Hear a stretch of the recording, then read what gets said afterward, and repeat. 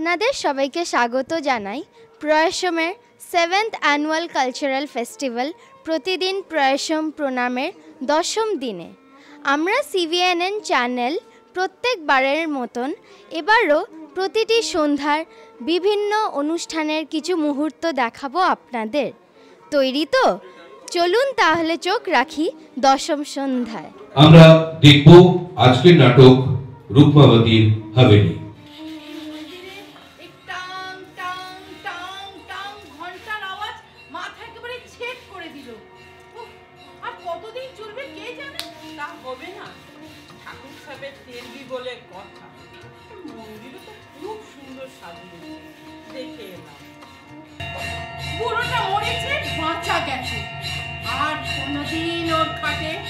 বাজাও বাজাও, যত খুশি জুড়ে বাজাও। বুড়োটা স্বর্গ নরক সব জায়গা চলে যাও, যেখানে পারে চলে যাও। পদ্মা, একটা পাংখা দাও তো। विधवा विधवा के पंखा क्यों दे? नहीं तो बाबू सर कुछ तो इज्जत करो, इज्जत। माँ साहब আমার তো না। আর তোমার? আমার গরম লাগছে না। একটা খুঁজে নাও, দরকার পড়বে। মাতামের এই 5 বছর বাইরের একটু হাওয়াও ঢুকবে না এইভাবে। বুঝতেই তো পারছো, দরওয়াজা খিড়কি সব পিঠ দিয়ে গেঁথে দিয়েছি। এমনকি আমার দাদু স্যার ঘরে ঠিক একইভাবে। এই হাভেলিতে আমি ঠিক যেমনটা চাইবো ঠিক তেমনটাই হবে। বাস, এখন গিয়ার বাবু স্যার পেছনে লুকোতে পারবে না। औरतेর জন্য সুই ধাগা আর মর্দের জন্য চাবুক আর ঘোড়া। দুনিয়া এইভাবেই তৈরি। আর উঁচু বংশের লোকেদের জন্য তো বটেই। সাবিত্রী, কিছু চাই মাসা? হ্যাঁ, কাকে দেখছিলে? হ্যাঁ, কোথায়? কাউকে তো না। লজ্জা করে না?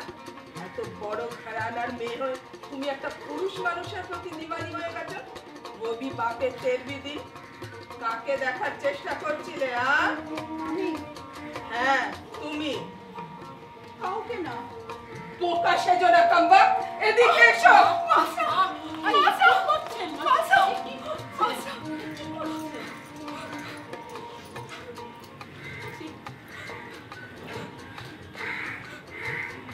আপনার ছেলেদের তো বিয়ের বয়স হয়েছে, আর ওরা সব পুরুষ সঙ্গীতা। আর সাবিত্রী তো প্রায় 30 হয়েছে। 39। বাপরে বাপ, এখনো কোনো মঙ্গেতর নেই? হ্যাঁ, কোনো মঙ্গেতর নেই। আমার মেয়ের কারোর কোনো মঙ্গেতর নেই। আর ওটা ওদের দরকার আছে বলেও আমার মনে হয়। ওরা যেমন আছে খুশিতে আছে। তুমি এই পোশাকটা রাঙিয়ে নাও। আচ্ছা, কালো রং। তার চেয়ে পদ্মা এটাই ভালো হয় না যে তুমি এই পোশাকটা সাবিত্রী যাকে দিয়ে দাও, যখন কিনা ওর নাহারের সঙ্গে বিয়ে হচ্ছে। শোনোনি না তো? তাহলে এখন শুনে নাও। এটা হতে পারে না। পয়সা থাকলে সব কিছু সম্ভব। আমাকে বাইরে যেতে দিন মাসা। বাইরে যেতে দেবো তোকে? বেহুদা চুহে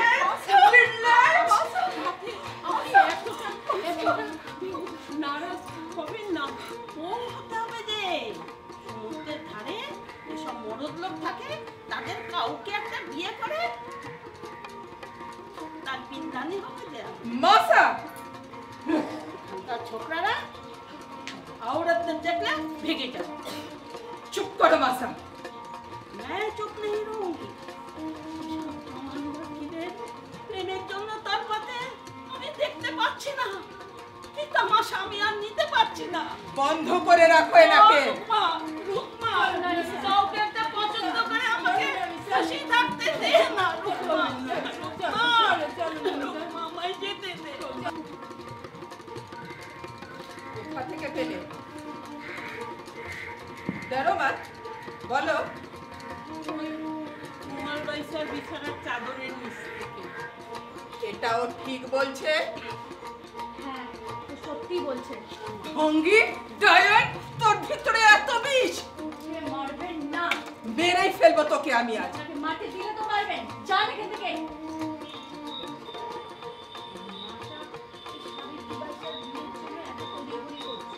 হয়তো দেখবেন এমন কিছু ঘটবেই না। আমরা শুধু শুধুই ভাবছি। না রে, জ্বর মাথার উপর দিয়ে বলছে। রত্নাবাইসা একেবারে পাগল হয়ে গেছে। নাহারের একদম পাগল হয়ে গেছে। এর জন্য যা খুশি তাই করতে পারে। বাকিরা রাতের পর রাত জেগে থাকে। নোমান, ওর অবস্থা তো সবচেয়ে খারাপ। ফুটন্ত বিষের বাড়তি, ফুটন্ত বিষের বাড়তি। ও জানে যে নাহার কেউ পাবে না, আর নাহারকে চাই না। কিন্তু নাহারের যদি এতটা পাগল হয়ে গেছে, এর জন্য কাউকে খুন করতেও দুবার ভাববে। সব কেমন বুকা রাক্ষসের মতন না? তখন আসবে।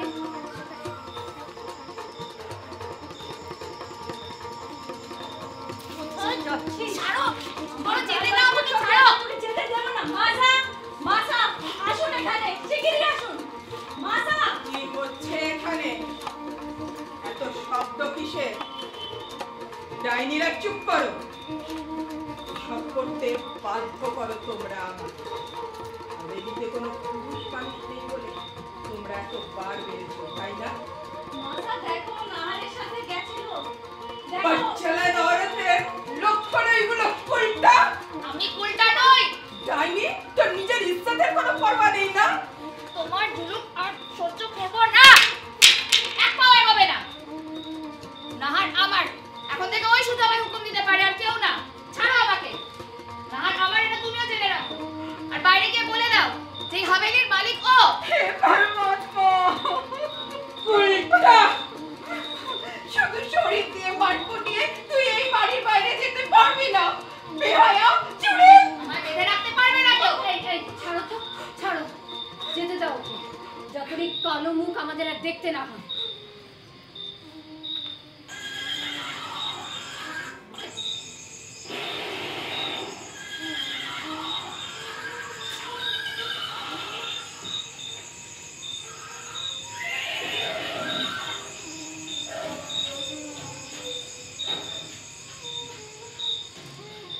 এখন যাওয়ার পিছে। নাহারের কাহিনী এখানেই শেষ। না না বাবা, না না। মেরে ফেললে লোকে? না, ঘোড়ায় চড়ে পালিয়ে গেছে। উল্টা আমার অরাত নিশানা ঠিক লাগাতে পারে না। তাহলে বললে কেন যে? পদ্মার জন্য, ওর জুনুন পার করার জন্য। ইচ্ছা হচ্ছিল ফুটন্ত রক্ত দিয়ে ওকে স্নান করিয়ে দিই। এতটা পাপ? ডায়েন! যা হয়েছে তা ভালোর জন্যই হয়েছে।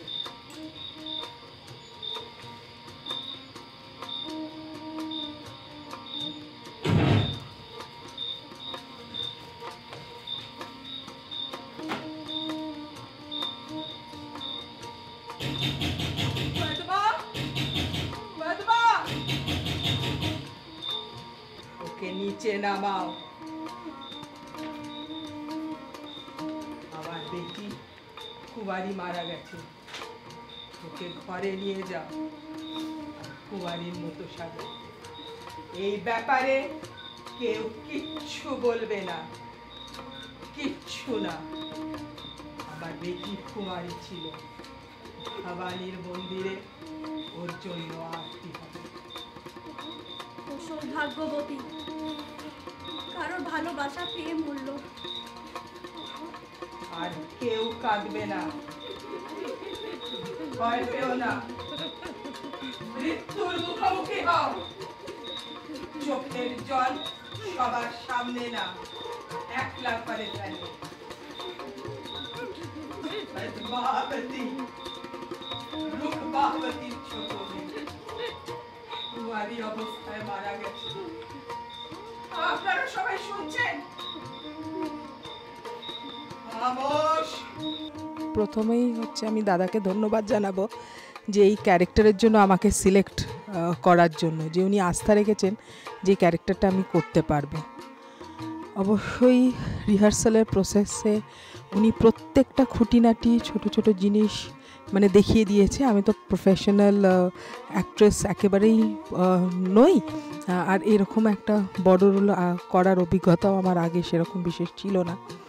তো উনি প্রত্যেকটা জিনিস মেটিকুলাসলি প্রত্যেকটা জিনিস দেখিয়ে রোলটা বুঝিয়ে মানে রাদার উনি আমাদের থেকে বের করে নিয়েছেন বলতে পারো এই যে ক্যারেক্টারটা আমি করছি। এই নাটকে পদ্মার ক্যারেক্টার প্লে করেছি, তো রোলটা খুবই চ্যালেঞ্জিং ছিল। আর যেহেতু ফার্স্ট টাইম আমি এই কোনো একটা নাটক করছি একটা প্রপার স্টেজে, তো ইট ওয়াজ ভেরি ডিফিকাল্ট, কারণ প্রচুর ডায়লগ ছিল এবং ক্যারেক্টারটা ভীষণ স্ট্রং ক্যারেক্টার, খুব courageous character. But over and all আমার ভীষণ ভালো লেগেছে। ইট ওয়াজ আ ভেরি গুড এক্সপিরিয়েন্স। পুরো টিম যেভাবে এর পেছনে এটা প্রেজেন্ট করেছে এবং যারা ক্যারেক্টার্স যারা প্লে করেছে, it was really a wonderful experience. আমার ক্যারেক্টারটা করে আমি এটাই বুঝেছি যে সে সবার সাথে মিলিয়ে চলার চেষ্টা করছে, কিন্তু কোথাও না কোথাও বাকি বোনেদের সাথেও সে এতটাও ক্লোজ না। প্রসেস অনুযায়ী আমার পুরো ওয়ার্কশপটা খুব ভালো লেগেছে। আমরা যেভাবে প্র্যাকটিস করেছি, আমার আর অনেক কিছু শিখেছি এই ইয়েতে। আমার ওভারঅল আমার খুব সুন্দর এক্সপিরিয়েন্স হয়েছে। নাটকটা করে সত্যিই খুব ভালো লেগেছে, সবাই বলেছে ভালো হয়েছে, আমাদের নিজেদেরও ভালো লেগেছে। আর এখন মনে হচ্ছে যেন আমরা এটার মধ্যে ডুবেই গেছি। সেই 5 বোন একসাথে একটা ভীষণ একটা আমাদের মানে এমনিতেই আমরা অন্ট্রেকে সবাই বেঁধে বেঁধেই থাকি, কিন্তু এই নাটকটার মধ্যে দিয়ে যেন মনে হচ্ছে আমরা সত্যিই সেই চরিত্রে এখন ডুবে গেছি। খুব ভালো লাগছে। আমি রুকমাবতীতে মুমলের ক্যারেক্টারটা প্লে করেছি। এমনি নার্ভাস তো অ্যাজ ইউজুয়াল ছিলামই, বাট স্টেজে ওঠার পর থেকে মোটামুটি মনে হলো ঠিক আছে, হয়ে যাবে কিছু একটা করে। কালাঞ্জলিতে পা দেওয়ার পরই মনে হলো না পারবো এবং পারতেই হবে। সবাই স্টেজ থেকে নামার পর সবাই যেরকম বলছিলেন শুনে মনে হলো ভীষণই ভালো হয়েছে বা ভালো লাগাতে পেরেছি আমরা সবাই। এটা একটা টিম ওয়ার্ক। গতানুগতিক নাটক নয়, যেমন আমরা সাধারণ সব নাটকগুলো করে থাকি, সে নাটক থেকে একদমই অন্যরকম। আমার একটা নতুন অভিজ্ঞতা হলো। আমার খুব ভালো লেগেছে নাটকটা করে। মানে এই ধরনের নাটক কোনোদিনও করি। নাটক করেছি আমাদের যেন বিভিন্ন লেখক যারা আছেন, শরৎচন্দ্র চট্টোপাধ্যায় বা আমাদের রবীন্দ্রনাথ ঠাকুর, কিন্তু এই ধরনের নাটক করিনি। আপনারা দেখছিলেন CVNN presents highlights from the 10th day of the festival Pratidin Prayasham Pranam. We will be back tomorrow again with another highlight video. Until then, stay tuned and subscribe to our channel. Thank you.